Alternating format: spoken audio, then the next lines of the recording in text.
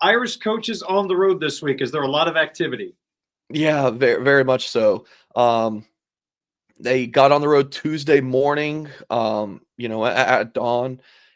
Five of the staff members, and this includes Coach Freeman, were out on the road in California, where they will also be on Wednesday, and they're on the West Coast Thursday as well. So there's a few Notre Dame coaches who get the warm weather in California and Vegas and Arizona, and there's a few coaches who, no disrespect to these states, it's just not the best time of the year at these places, New Jersey and Virginia and Indianapolis and, some of these different spots. So I'll just a couple of notes for in terms of stops to report on for you guys. And, my web audience at blueandgold.com can read every morning at 7 a.m. Eastern time. I post an article about here's where I'm told the coaches are on the road today. On Tuesday, I believe it was Freeman and the offensive staff, minus Dylan McCullough, got to see, and Joe Rudolph got to see Ryder Lions. So Notre Dame already has their 25 commit and Deuce Knight committed. And it's already looking ahead to 2026. Gaduli and Denbrock, who of course worked at Cincinnati. Those guys are familiar with each other. They're on the road together, I believe all this week or most of this week, looking at some 2026 quarterbacks. So Ryder Lions is one, and it's actually pretty cool. You got to see this video of Lions throwing, and the tweet says thank you to Freeman and the entire staff. Well, obviously it wasn't the entire staff, but there's Ryder Lions again for our YouTube audience. You see Gaduli in the background. And to Gaduli's right is Freeman, and then to Gaduli's left is receivers coach Mike Brown, and I believe Denbrock was there as well. So pretty cool. So Notre Dame's getting a head start on the 2026 class, Darren.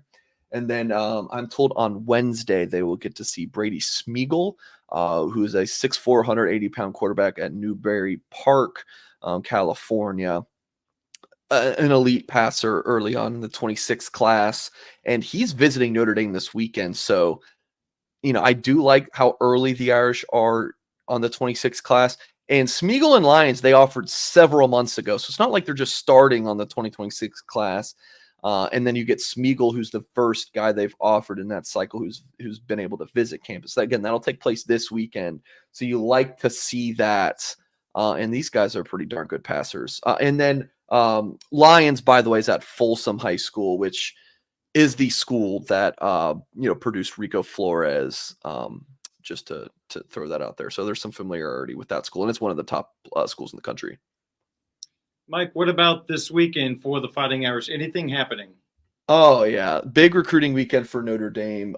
Every January since Freeman's been the head coach, they've had what they call or what's called in recruiting as a junior day. It's, basically just a big event where they want to have as many of their top targets on campus as possible. That will, I believe this one coincides with a hockey game.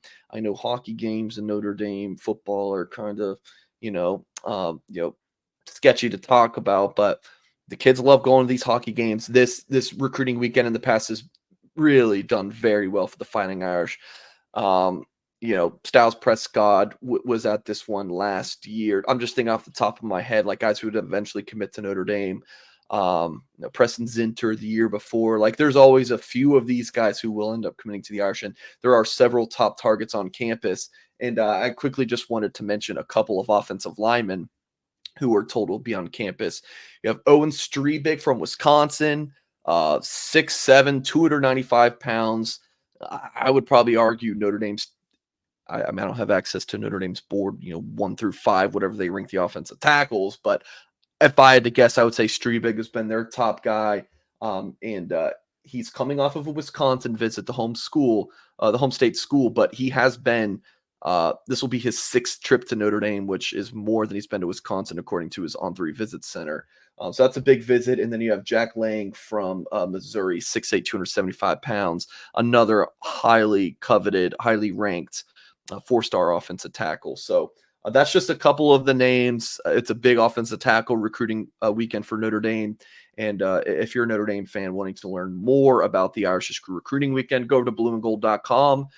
throughout the week. We'll have updates in preview articles, that kind of stuff, especially as we get later to the week, closer to Saturday's Junior Day, with coverage from myself and Kyle Kelly. I'm just really glad to hear you talk about Notre Dame hockey. I've known it's the cool place to be for like 15 years, but now you're starting to understand the importance of Notre Dame hockey and Notre Dame football. So we'll try to beat Penn State. I was watching to see if there was any Penn State guys on there. So we'll do our best this weekend. Put on a good show. All right. I'm looking forward to it, Darren. Should be fun. All right. So, Mike, what is happening right now at Blue and Gold Illustrated, blueandgold.com? Yeah, it's the off season for the football team, but it's not the off season for the football program. I just came up with that on the spot there, and I like that, right? They're not playing football games right now, but Marcus Freeman and the staff have things cooking all year long. And if you're a Notre Dame diehard and you want to follow the news, get the insight, talk to the experts, I mean, maybe not an expert in me, but my coworkers, we'll call them experts, and then just kind of BS with the thousands of other Notre Dame fans. And on a daily basis, you get all of that at blueandgold.com. And it's just going to cost you a buck for your first 2 months when you use the promo code UND1 if you are a new subscriber at blueandgold.com. So yeah, it's really a no-brainer offer. So if you subscribe to the website, hop on the Loose Emoji message board, send me a message, post on the board, say, hey, Mike, I came from YouTube and Darren's show. Definitely let me know. And yeah, Darren, it's always a good time. Again, football team's out of season, but the program is not. It's always busy with recruiting and all of the craziness going on in college football all the time.